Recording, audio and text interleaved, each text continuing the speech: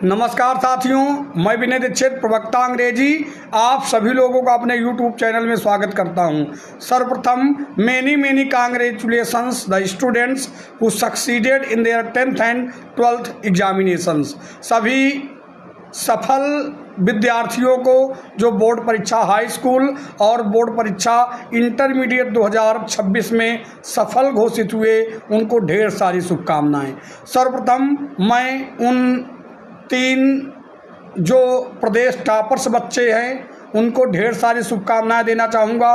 3 में जैसा कि मतलब कुछ तृतीय स्थान में 2-3 लोग हैं, उन सभी को बहुत ढेर सारी शुभकामनाएं उनके आगे सुनहरे भविष्य के लिए।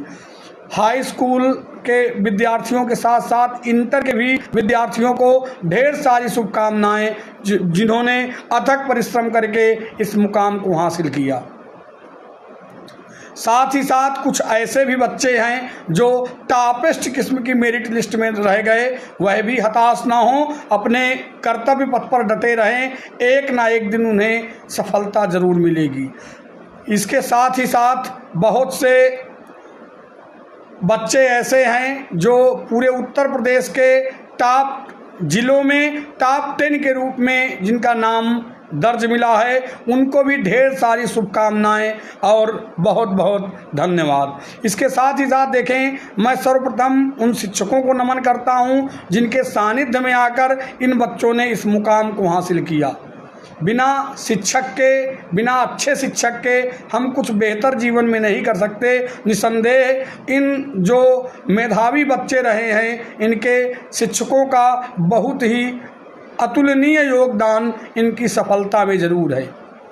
एक चीज़ और हम आप लोगों को बताना चाहेंगे, बहुत से बच्चे ऐसे हैं जो कुछ एक आधे विषयों में फेल कर गए हैं, अब वो हताश हैं। मैं उनको भी आश्वस्त करना चाहूँगा कि वे कतई हताश ना हों, क्योंकि हताशा हमें तोड़ देती है। अभी यदि एक विषय में फेल हुए हैं तो कंपार्टमेंट परीक्षा देने का प्राविधान सरकार ने, उत्तर प्रदेश सरकार ने कर रखा है। वह मेहनत करके एक विषय की कंपार्टमेंट परीक्षा देकर वह पुनः पास हो सकते हैं। सभी विद्यार्थी जो सफल या असफल हुए हैं, अपने आप को बैलेंस में रखें।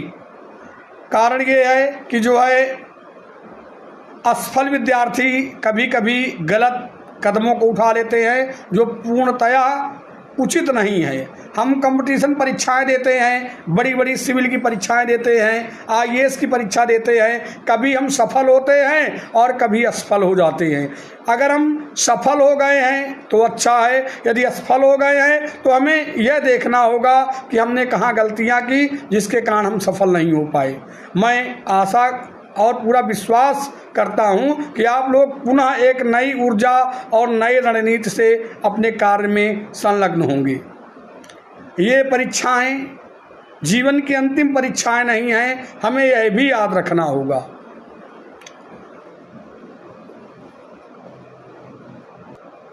बड़े हर्ष की बात यह भी है कि इंटर और हाई स्कूल जो टॉपेस्ट किस्म की लड़कियां हैं, नंबर 1 A1 रैंक जिन्होंने हासिल किया है, दोनों सीतापुर जिले की हैं, जो उस विद्यालय के शिक्षकों के अतुलनीय योगदान और विद्यार्थियों के प्रति समर्पण को दर्शाता है।